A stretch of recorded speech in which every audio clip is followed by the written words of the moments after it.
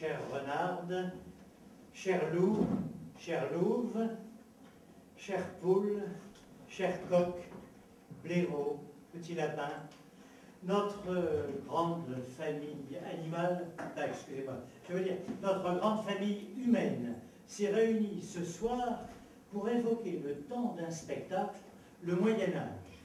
Le Moyen-Âge, cette époque si lointaine, et pourtant si proche, où les bêtes parlaient comme les hommes, et où les hommes agissaient déjà comme des bêtes. Cette époque haute en couleurs, nous allons l'évoquer à notre manière habituelle, c'est-à-dire sans décor ni costume d'époque, sans masque ni artifice. Le pouvoir, la ruse, le sexe, la violence, des puissants, des exclus, déjà ce qu'on disait une France d'en haut et une France d'en bas. Hein. Eh bien, sans décor ni costume, donc, nous allons vous raconter maintenant l'épopée comique de Sire Renard, le goupil, et du connétable Isengrin, le loup. Et si nos bêtes vous paraissent parfois avoir un langage un peu cru, n'en soyez pas choqués, parce qu'au Moyen-Âge, on appelait un chat, et nous avons essayé de restituer cette langue verte et drue qui est celle de nos ancêtres. Donc, si vous voulez bien nous suivre dans nos jeux, suivons maintenant Renard dans ses mauvais coups, depuis sa tanière de Maupertuis jusqu'aux bords de la mer, en passant par les bois profonds et la verte campagne. Mes compères, mes commères, à vous maintenant pour la naissance de Renard le goupil et d'Isengrin le loup.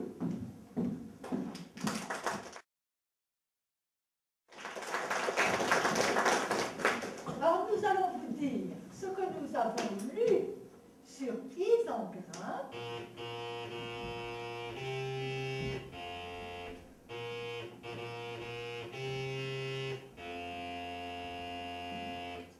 Et sur Renard.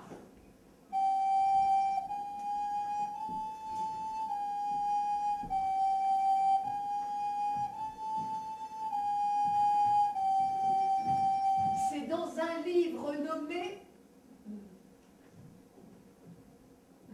Au Cupre, un vieux grimoire fort peu connu. C'est vrai, je ne connais pas. Occupe-toi de tes oignons. Oh, c'est malin. Dans ce livre historié, nous avons vu tant d'étrangetés que si ce n'avait été dans un livre, eh bien on eût tenu l'auteur pour ivre. Bourré, quoi, pas comme tout le monde. Ouais, bourré. Mais honte à qui de se fier au livre?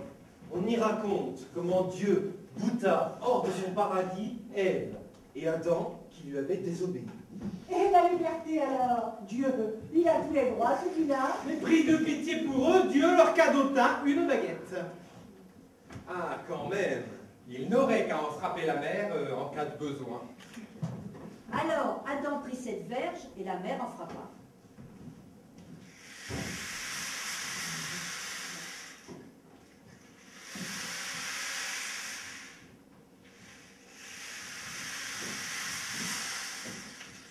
Devant Ève, sitôt une brebis sortit des flots. Dame, prenez cette brebis et veillez bien sur elle. Nous aurons du beurre, du lait et des crottins pour nos galettes. Il lui faut ta compagnie, Adam. Donnez-moi cette baguette. Mais c'est à moi que Dieu l'a donnée. Chérie, s'il te plaît. Ève saisit la verge et frappa rudement.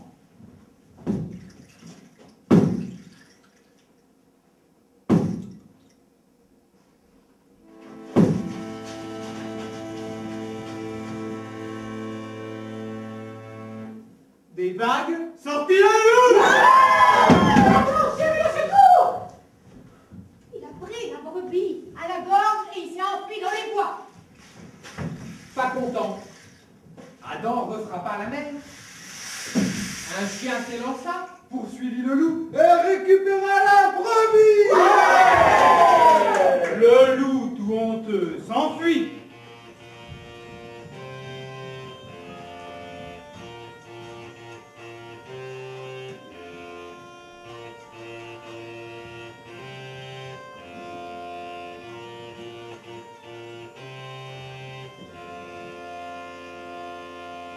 il se jura bien de recommencer.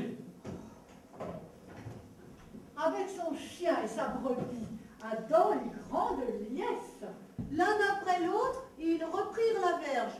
Et sachez qu'à chaque fois qu'Adam frappait la mer, une bête qu'on pouvait apprivoiser sortait des flots.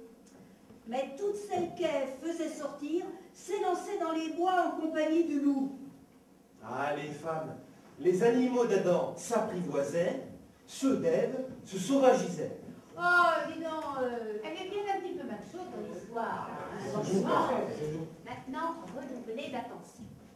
Parmi ces derniers sortit le goupil, sire renard, tout roux, félon, fourbe et trompeur.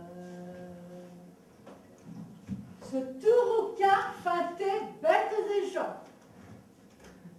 Du goupil descendit notre renard.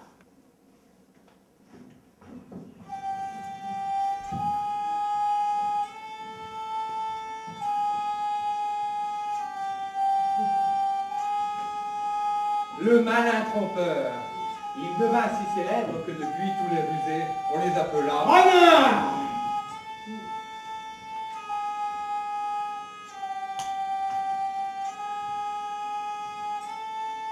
Peut-être même s'en trouve-t-il ici, parmi le public.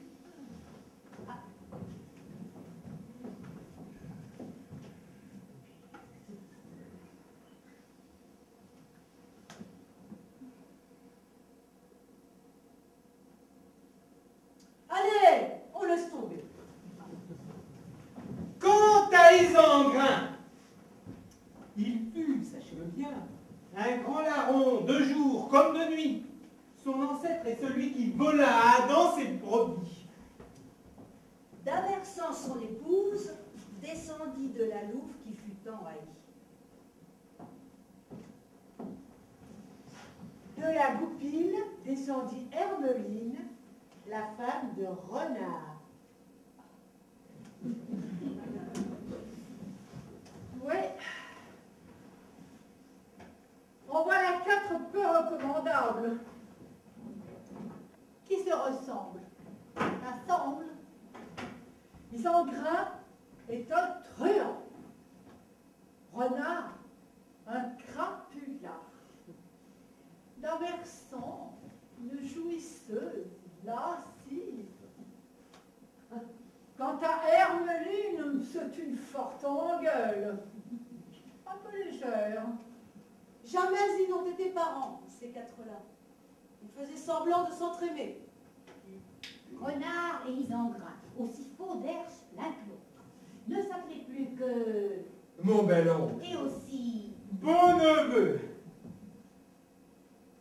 Mais leur histoire que nous allons vous raconter ne fut qu'une longue et âpre guerre.